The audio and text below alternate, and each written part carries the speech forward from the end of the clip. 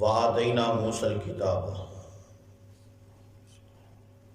اور ہم نے موسیٰ علیہ السلام کو کتاب یعنی تورات عطا فرمائی۔ وَجَعَلْنَاهُ هُدًى لِبَنِي إِسرائیل، اور ہم نے اس کتاب کو، اس تورات کو بنی اسرائیل یعنی اولاد یعقوب علیہ السلام کے لیے ہدایت کا سبب بنا دیا۔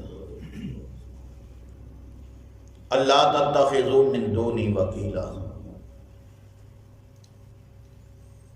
یہ کہ تم میرے علاوہ کسی کو بھی اپنا کارساز مت بناؤ۔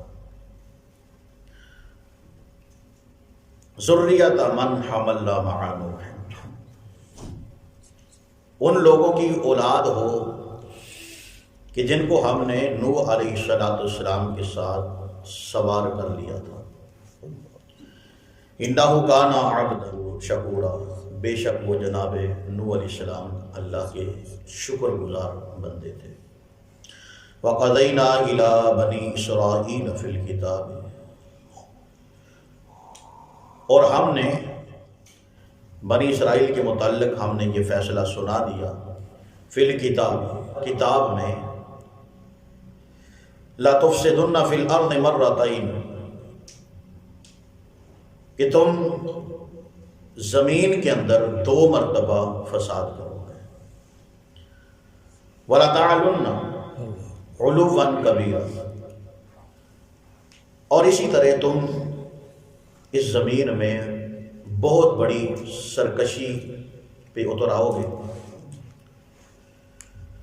فَإِذَا جَاءَ وَعْدُ أُولَاهُمَا، پس جب ان 2 وعدوں میں سے پہلا وعدہ آ جائے گا، بَعَثْنَا عَلَيْكُمْ عِبَادًا لَنَا أُولِي بَأْسٍ شَدِيدٍ،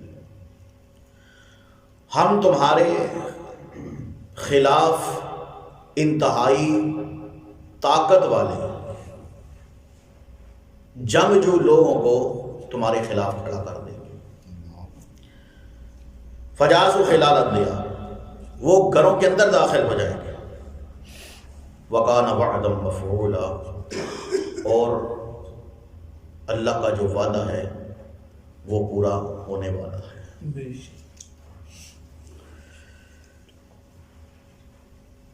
15واں پارہ سورہ بنی اسرائیل،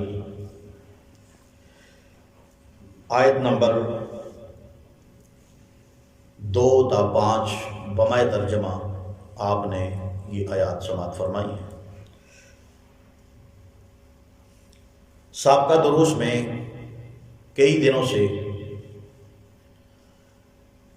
قرآن مجید کی اس سورت کی ابتدائی آیت یعنی بنی اسرائیل، سورہ بنی اسرائیل کی ابتدائی جو آیت ہے اس کے حوالے سے سفر معراج کا تذکرہ آپ نے سنا ہے۔ آیت ایک ہے لیکن اس کا مفہوم انتہائی وسیع تھا، اس لیے کئی دنوں پہ کئی دروس پہ محیط اس آیت کی تفسیر تھی جو آپ کے سامنے بیان کی گئی ہے۔ کچھ باتیں بیان ہوئی ہیں اور کچھ باتیں پھر بھی باقی رہ چکی ہیں، انشاءاللہ وقتاً فوقتاً ان کا ذکر ہوتا رہے گا۔ صرف یاد دہانی کے طور پہ سورہ بنی اسرائیل کی پہلی آیت کا ترجمہ ہم دوبارہ رپیٹ کر کے پھر انشاءاللہ اگلے درس کے اوپر آتے ہیں۔ اللہ تبارک و تعالی نے سورہ بنی اسرائیل کی ابتدا لفظ سبحان سے کی ہے، جو اللہ کی پاکیزگی کا اظہار کر رہا ہے، اللہ کی شان و عظمت، اس کی قدرت، اور اس اللہ کی عظیم درجے کی جو شان اور مقام ہے۔ لفظ سبحان سے اس کا تذکرہ ہے، فرمایا بسم اللہ الرحمن الرحیم، سبحان الذی اسری بعبدہ لیلا من المسجد الحرام الی المسجد الاقصی الذی بارکنا حولہ، پاک ہے وہ ذات کہ جس نے راتوں رات اپنے بندے یعنی محمد رسول اللہ صلی اللہ علیہ وسلم کو راتوں رات کے ایک پہر میں مسجد حرام سے مسجد اقصی بیت المقدس تک کی سیر کروائی۔ فرمایا الذی بارکنا حولہ، چاروں اطراف برکتیں ہی برکتیں، برکتوں کا نزول تھا۔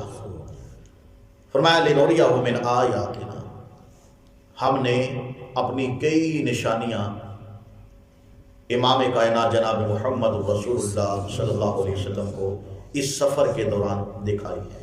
انہ هو السمیع البصیر، بے شک وہ اللہ سمیع بھی ہے بصیر بھی ہے۔ کیسا سمیع ہے؟ سننے والا کیسا ہے؟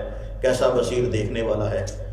فرمایا ہوا ما یلیق بشانی، جس طرح اس کی قدرت کے لائق ہے۔ لیس کمثلہ شیء، اس جیسا تو ہے ہی کوئی نہیں، ہے سمیع سننے والا، لیکن کیسا سننے والا ہے؟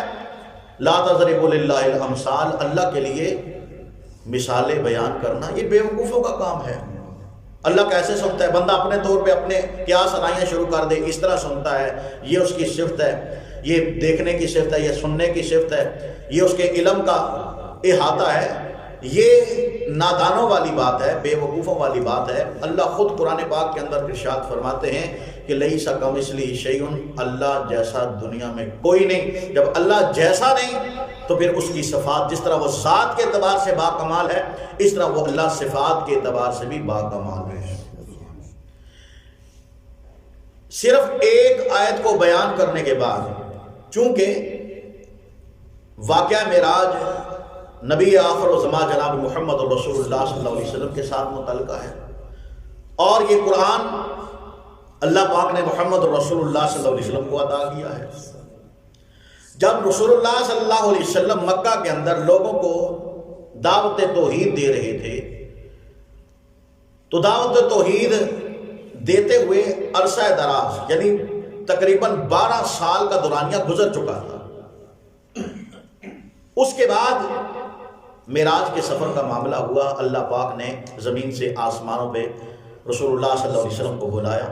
پھر اس کے بعد ساتھ ہی رسول اللہ صلی اللہ علیہ وسلم جب واپس آئے، ابھی بالکل نیا تازہ یہ واقعہ تھا کہ آسمانوں سے جب زمین پہ واپس آئے تو اللہ تبارک و تعالیٰ نے پھر مکہ والوں کو ایک اور میسج اور پیغام دیا، اس صورت میں کہ ان کو ان کے بڑوں کی یاد دلا کے کہا کہ تمہارے بڑوں کو بھی اللہ پاک نے بارہا دفعہ کہا تھا، اور تمہارے بڑوں کی طرف بھی اللہ کے نبی آئے، رسول آئے، جنہوں نے مان لیا اللہ نے ان کو کامیاب کر دیا، اور جنہوں نے اللہ کی دعوت کو، اس کے پیغام کو ٹھکرا دیا، اللہ پاک نے انہیں دنیا میں بھی نیست و نابود کیا، اور آخرت میں اللہ نے ان کو واصل جہنم کر دیا۔ ایک مرتبہ پھر سمجھاتا ہوں، سمجھ جاؤ یہ پیغام تم تک، یہ اللہ کا پیغام ہے۔ محمد رسول اللہ صلی اللہ علیہ وسلم کو اللہ پاک نے فرمایا کہ آپ بنی اسرائیل کے حوالے سے، چونکہ موسیٰ علیہ السلام کا دورانیہ اور جناب عیسیٰ علیہ السلام کا دورانیہ یہ محمد رسول اللہ صلی اللہ علیہ وسلم سے پہلے کا تھا، تو اللہ پاک نے بنی اسرائیل کا حوالہ دیتے ہوئے یہاں پہ موسیٰ علیہ السلام کا پیغام اور بنی اسرائیل کا عروج، اور پھر عروج کے بعد ان کے زوال کا ذکر کیا ہے، اور ساتھ ہی ساتھ جو اللہ پاک نے ان کے زوال کا ذکر کیا ہے یہ قبل از وقت، جس طرح آج ہمارے لیے ہے نا قرآن کی صورت میں یا احادیث کی صورت میں، اللہ نے ہمیں قبل از وقت ہمارا رزلٹ ہمارے سامنے رکھ دیا کہ یہ کام کرو گے تو کامیابی ہے، یہ کام کرو گے تو ناکامی ہے۔ کامیاب ہونے والے لوگوں کی صفات بھی اللہ نے بیان کر دی، اور ناکام ہونے والے، ناکامیاب ہونے والوں کی علامتیں اور نشانیاں بھی اللہ پاک نے بیان کر دی ہیں۔ اب چناؤ ہمارا اپنا ہے، اختیار ہمارا اپنا ہے، ہمیں کھلا اللہ پاک نے ایک کھلی ڈیل دے دی ہے، ہمیں ذہنی طور پہ آزاد کر دیا گیا ہے کہ ہم جو ان سا رستہ مرضی، جس کا مرضی انتخاب کریں، یہ ہماری اپنی ثوابدید ہے کہ ہم نے اپنی کامیابی کے لیے نیک لوگوں کا راستہ اختیار کرنا ہے، یا اپنی آخرت کی تباہی کے لیے ہم نے برے لوگوں کے قدموں کے نشان پہ چلنا ہے۔ تو اللہ تبارک و تعالیٰ نے فرمایا کہ ہم نے اسی طرح وَآتَيْنَا مُوسَى الْكِتَابَ، ہم نے موسیٰ علیہ السلام کو کتاب عطا فرمائی تھی، مراد اس سے تورات ہے۔ فرمایا وَجَعَلْنَا هُدًى لِبَنِي إِسْرَائِيلَ، ہم نے اس تورات کے اندر، اس کتاب کے اندر بنی اسرائیل کے لیے ہدایت کی باتیں بیان کر دی تھی. ہم نے ہدایت والے تمام راستے ان کو سکھلا دیے، بتا دیے. اب ان میں سے اول جو راستہ بنیادی طور پہ ہر نبی کی دعوت کا جو پہلا نقطہ ہوتا ہے، جو اول دعوت ہوتی ہے ہر نبی کی، وہ کیا ہوتی ہے کہ اللہ کی ذات کے ساتھ وابستہ رہنا، توحید کو اپناتے ہوئے پکا سچا موحد بننا، اور شرک کی تردید میں. چونکہ قرآن مجید میں یہ نص قطعی موجود ہے، اللہ تبارک و تعالیٰ نے واضح طور پہ اس بات کا اعلان کیا، فرمایا وَمَا أَرْسَلْنَا مِن قَبْلِكَ مِن رَّسُولٍ إِلَّا نُوحِي إِلَيْهِ أَنَّهُ لَا إِلَٰهَ إِلَّا أَنَا فَاعْبُدُونِ. اللہ فرماتے ہیں اے محمد صلی اللہ علیہ وسلم، آپ سے پہلے جتنے بھی ہمارے نبی رسول آئے، ہر ایک نبی نے، ہر ایک رسول نے اپنے اپنے دور میں لوگوں تک سب سے پہلے یہی پیغام پہنچایا، انہ لا الہ الا انا، کہ کائنات میں کوئی الہ نہیں، اگر کوئی الہ ہے تو اللہ کی ذات ہے، اللہ کے علاوہ کوئی الہ نہیں. اور یہ وہی پیغام تھا بنی اسرائیل کو تورات کے ذریعے اللہ پاک نے جو پیغام پہنچایا، فرمایا اللہ تتخذوا من دونی وکیلا، کہ تم نے میرے علاوہ کسی کو اپنا وکیل نہیں بنانا. وکیل کا کیا معنی؟ ہمارے معاشرے میں یہ لفظ بہت عام ہے، وکیل. وکیل کا معنی اعتماد اور بھروسہ ہے، اور اسی معنی میں لفظ توکل آتا ہے. توکل تو ہمارے ظاہر بات ہے ذہنوں میں اس کا معنی ہوگا توکل علی اللہ، اللہ پہ توکل کرنا، بھروسہ کرنا، اعتماد کرنا. اسی سے لفظ وکیل ہے.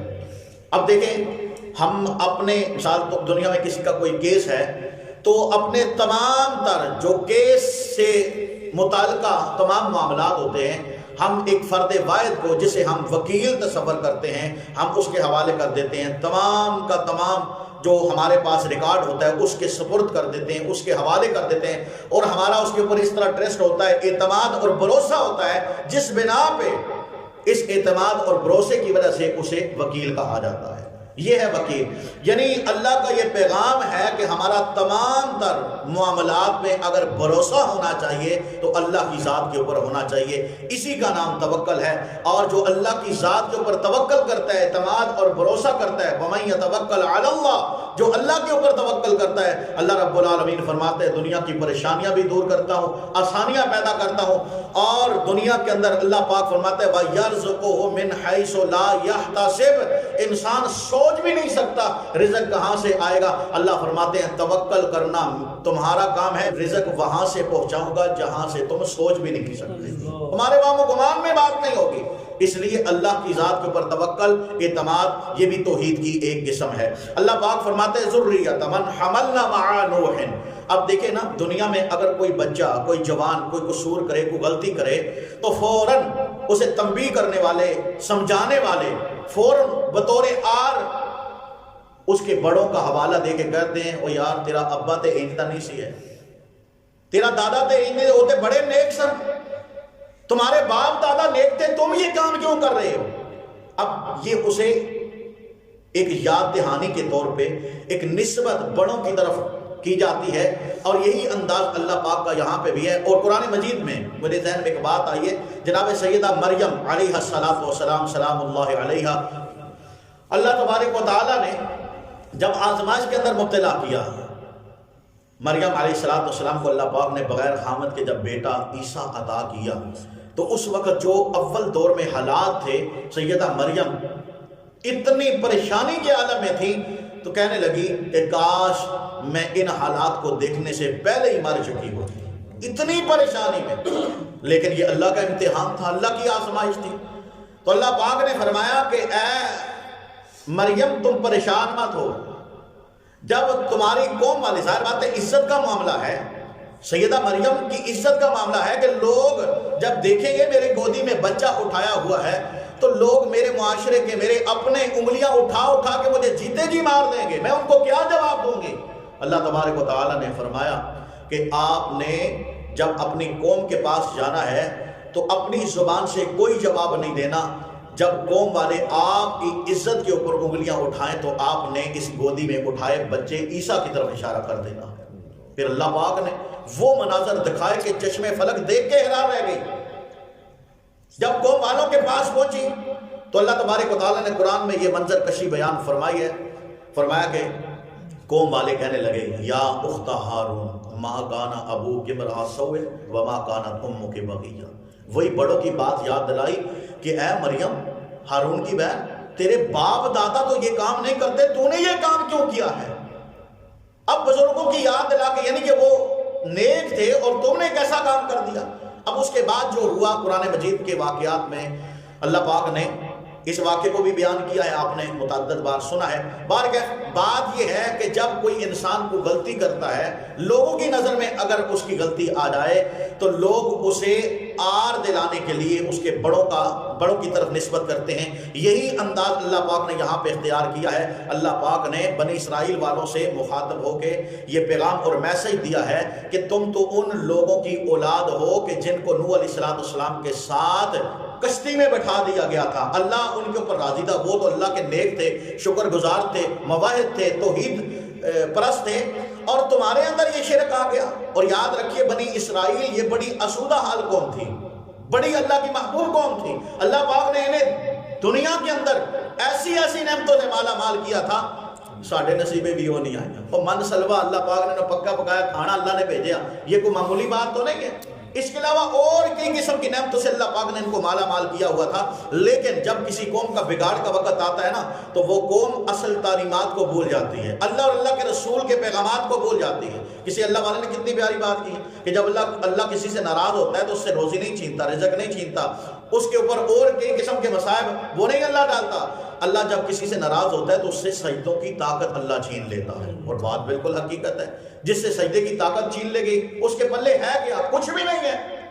جتنا مرضی انسان دوڑ لگا لے اس کے پاس کچھ بھی نہیں رہتا. تو اللہ تبارک و تعالیٰ نے فرمایا ذریۃ من حملنا مع نوح، تم تو ان لوگوں کی اولاد ہو جن کو اللہ پاک نے نوح علیہ السلام کے ساتھ سوار کیا. یعنی یہ 80 یا 82 کی تعداد میں لوگ تھے. جب ایک عالمگیر طوفان نوح آیا، اللہ پاک نے ساری انسانیت کو ختم کر دیا. اس لیے نوح علیہ السلام کو آدم ثانی کہا جاتا ہے. یعنی آدم علیہ السلام سے نسل انسانیت کا آغاز ہوا. چلتے چلتے جب نوح علیہ السلام کا دورانیہ آیا تو نوح علیہ السلام نے اللہ سے بد دعا. 950 سال تبلیغ کرنے کے بعد، تقریباً 1000 سال بن جاتا ہے، 950 سال 10 صدیاں تبلیغ کرنے کے بعد ہماری 15 نسلیں اس دوران گزر جاتی ہیں. فرمایا نوح علیہ السلام نے کہ اللہ یہ تو میری بات کو ماننے کے لیے تیار نہیں ہے. پھر اللہ سے بد دعا کی، اللہ پاک سے یہ عرض کی کہ اللہ دنیا میں ایک بھی کافر کا، نافرمان کا گھر نہیں بچنا چاہیے. اللہ نے پھر سب کو تباہ و برباد کر دیا.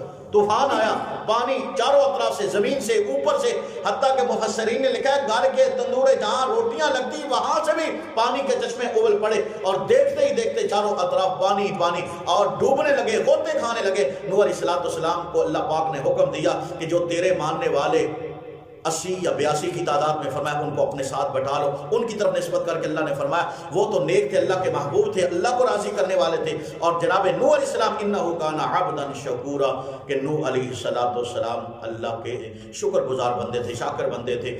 جناب نوح علیہ السلام کے حوالے سے حدیث کے اندر یہ بھی آتا ہے کہ نوح علیہ السلام ہر وقت اللہ کا شکر ادا کیا کرتے تھے. اٹھتے بیٹھتے چلتے پھرتے کھاتے پیتے اللہ کا شکر ادا کیا کرتے تھے. اور مسند احمد میں ایک روایت بھی آتی ہے، رسول اللہ صلی اللہ علیہ وسلم نے فرمایا اللہ پاک اس بندے پہ انتہا درجے کا خوش ہوتا ہے کہ جو پانی کا گھونٹ بھرے تو پھر بھی الحمدللہ، یعنی اللہ کا شکر ادا کرے، اور جب وہ اپنے منہ میں نوالا ڈالے تو پھر بھی اللہ کا شکر ادا کرے. کتنا وقت لگتا ہے، کتنی تکلیف ہوتی ہے، کتنی محنت درکار ہے. کوئی بھی محنت نہیں ہے. کھاتے پیتے اگر ہم اللہ کا شکر ادا کریں گے تو اللہ کی ذات ہمارے اوپر راضی ہو جائے گی. آگے ایک انتہائی اہم واقعے کی طرف اللہ پاک نے اشارہ کیا ہے، یعنی ایک پیشین گوئی قبل از وقت اللہ پاک نے بنی اسرائیل کو ان کے زوال سے باخبر کیا ہے. وہ زوال کیا تھا انشاءاللہ قرآن کی ان آیتوں کے حوالے سے، اور جو اصل زوال کا واقعہ اللہ پاک نے دوسرے پارے میں سورہ بقرہ میں بیان کیا ہے، انشاءاللہ اشارتاً اس کا بھی ذکر اگلے درس میں ہوگا. اللہ سے دعا ہے اللہ پاک ہمیں قرآن کا فہم نصیب فرمائے، اپنی اصلاح کرتے ہوئے صحیح معنوں میں قرآن